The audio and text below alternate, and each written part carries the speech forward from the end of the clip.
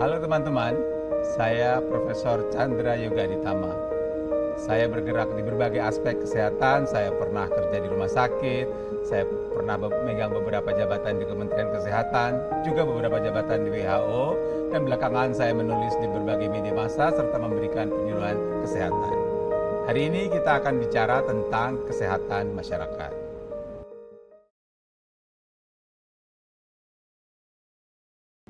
COVID-19 sudah melanda dunia sejak akhir 2019. Kenapa disebut COVID-19? Karena penyakit ini pertama kali dilaporkan oleh WHO pada tanggal 31 Desember 2019. Dan pada 11 Maret 2020, penyakit ini dinyatakan sebagai pandemi oleh WHO. Sampai bulan Maret 2022, artinya sudah 2 tahun pandemi berjalan, di dunia sudah ada lebih dari 500 juta kasus COVID-19 serta lebih dari 6 juta kematian. Kenapa ini disebut sebagai pandemi? Pan itu artinya semua atau banyak. Jadi pandemi itu artinya penyakit atau epidemi yang terjadi di banyak negara atau di semua negara di dunia. Karena penyakit ini ada di banyak negara atau di semua negara di dunia, maka yang berhak menyatakan pandemi adalah Badan Dunia. Dalam hal ini WHO.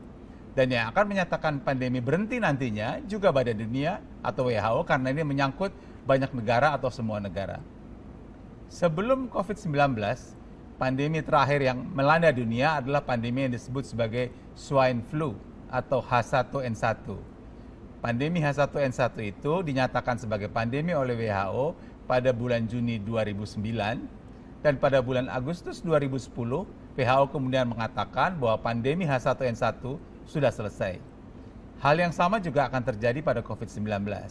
Pada bulan Maret 2020 sudah dinyatakan sebagai pandemi dan nanti pada saatnya WHO juga akan mengatakan pandemi COVID-19 sudah selesai.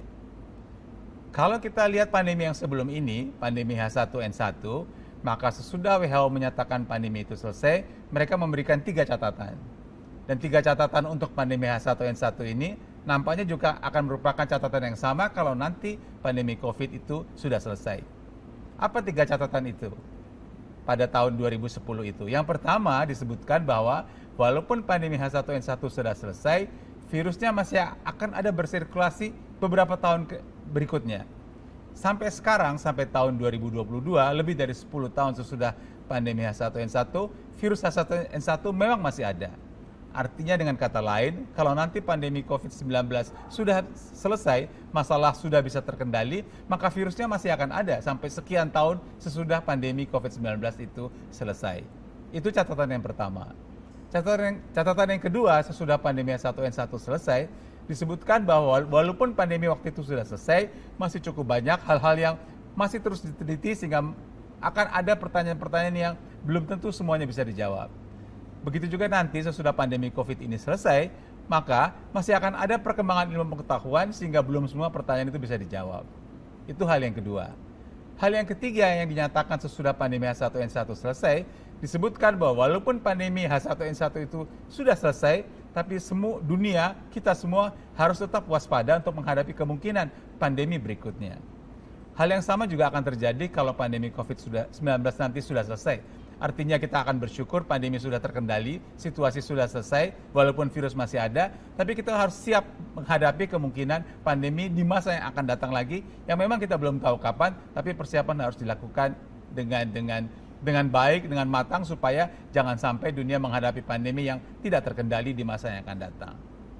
Nah, sebenarnya kapan situasi pandemi bisa dikendalikan? Sekali lagi, pandemi dikendalikan kalau situasi di berbagai negara sudah terkendali. Nah, untuk masing-masing negara apa yang perlu diperhatikan? Yang perlu diperhatikan nomor 1, jumlah kasus harus ditekan sangat rendah dan angka rendahnya kasus itu dijaga selama beberapa bulan. Katakanlah sampai 6 bulan akan lebih bagus. Kalau kasus kita tetap rendah sampai 6 bulan, kita bisa mengatakan bahwa di negara itu, termasuk di Indonesia, situasi COVID sudah terkendali. Yang kedua, jumlah kematian juga harus ditekan sangat rendah sekali dan itu harus tetap terjaga rendah itu selama beberapa bulan. Katakanlah 6 bulan. Kita sudah pernah mencapai situasi di mana jumlah kasus kematian per hari di bawah 10, bahkan di bawah 5, dan jumlah kasus sehari di bawah 100. Angka itu kalau bisa dijaga selama 6 bulan, kita bisa mengatakan bahwa maksud saya bahwa COVID sudah terkendali. Selain itu ada indikator yang lebih akurat begitu katakanlah, yaitu disebut sebagai angka kepositifan atau positivity rate. Kalau positivity rate di bawah 5% dan itu terjaga, maka situasi lebih terkendali. Dan yang terakhir adalah angka reproduksi atau reproductive number. Reproductive number itu harus ada di bawah 1. Artinya virus itu, orang itu tidak menular ke orang lain lebih banyak lagi. Kalau itu terjadi, maka syarat-syarat itu yang perlu dicapai mengatakan bahwa COVID-19 sudah terkendali di suatu negara. Nah, sekarang masalahnya adalah memang selain situasinya masih belum sepenuhnya terkendali, kita perlu mewaspadai kemungkinan adanya mutasi atau varian baru. Untuk COVID-19 ini sudah berulang kali kita mendengar ada cerita mutasi, ada cerita varian begitu ya. Perlu saya jelaskan apa bedanya mutasi dan varian. Saya ambil contoh mobil saja lah ya. Kalau mobil itu spionnya kita ganti, spion yang lebih bagus begitu, itu artinya ada mutasi spion. Kemudian peleknya diganti dengan pelek racing, itu ada mutasi pelek katakanlah begitu. Kemudian bumpernya atau depannya diganti menjadi facelift, itu ada mutasi facelift. Tapi kalau sudah cukup banyak perubahan di mobil itu, spionnya ganti, peleknya ganti, lampunya ganti, maka itu mobil itu sudah ada penampilan baru. Itu yang namanya varian. Jadi varian itu terjadi kalau ada virus itu berubah beberapa tempat begitu. Kemudian timbul varian baru. Dan varian baru ini memang ada dari waktu ke waktu, tetapi yang perlu saya sampaikan bahwa kalau ada mutasi, kalau ada varian baru, belum tentu mutasi atau varian baru itu berbahaya. Karena sekitar 90% varian-varian baru itu sebenarnya tidak berbahaya bagi manusia. Memang sebagian kecil ada yang berbahaya, seperti yang sudah kita kenal selama ini, tapi sebagian besar itu tidak berbahaya. Jadi kalau toh ada mutasi, kita waspadai, kita lihat bagaimana perkembangannya, apakah memang punya dampak atau tidak pada manusia. Nah, sekarang kita tahu kita sudah mengenal berbagai varian yang ada di COVID-19 selama ini. Kita mengenal ada varian alfa, ada varian beta, ada varian gamma, ada varian delta, ada varian omikron. Itu yang ada sejauh ini. Dan kalau WHO mengelompokkannya menjadi 3 kelompok.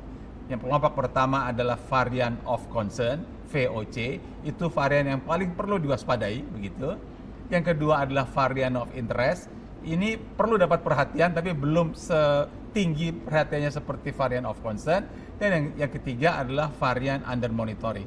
Varian under monitoring seperti juga namanya, memang perlu dimonitor, kadang-kadang kelasnya bisa naik menjadi varian of interest atau menjadi varian of concern, atau kelasnya bisa turun lagi. Begitu juga kelompok yang tadinya masuk varian of concern bukan tidak mungkin berubah menjadi varian of interest, dan mereka yang varian of interest bisa juga berubah menjadi varian of concern. Ini tergantung dari bagaimana varian itu mempengaruhi perjalanan penyakitnya pada manusia.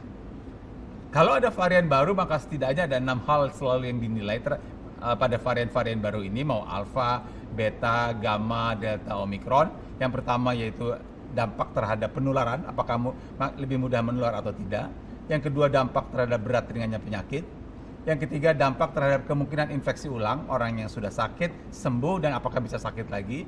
Yang keempat, dampak terhadap diagnostik, artinya apakah PCR, rapid antigen, dan sebagainya masih bisa terpakai dengan baik. Yang kelima adalah dampak terhadap obat, terhadap terapi. Dan yang keenam, dampak terhadap vaksin. Jadi selalu dilihat 6 dampak ini kalau memang kemudian ada varian baru dari waktu ke waktu. Akhirnya saya ingin sampaikan bahwa vaksinasi merupakan modalitas yang sangat penting untuk pengendalian COVID di dunia, di Indonesia maupun dimanapun juga. Sampai bulan Maret 2022 ini sudah sekitar 11 miliar dosis vaksin disuntikan di dunia, gitu ya. Dan di Indonesia kita tahu sekitar 70% dari target penduduk sudah mendapatkan vaksinasi primer secara lengkap, sementara yang mendapatkan vaksin booster sekitar 10%. Artinya angka ini harus terus ditingkatkan. Di dunia saat ini kalau menurut WHO ada 10 jenis vaksin yang sudah mendapatkan emergency use of listing dari WHO, dan ada sekitar 350 vaksin yang masih dalam penelitian, baik penelitian klinik yang dilakukan uji coba pada manusia maupun penelitian preklinik yang dilakukan masih pada binatang percobaan. Tentu saja di Indonesia juga kita sudah melakukan emergency use of authorization pada berbagai jenis vaksin yang ada di Indonesia ini. Demikian gambaran umum kita tentang COVID-19. Terima kasih.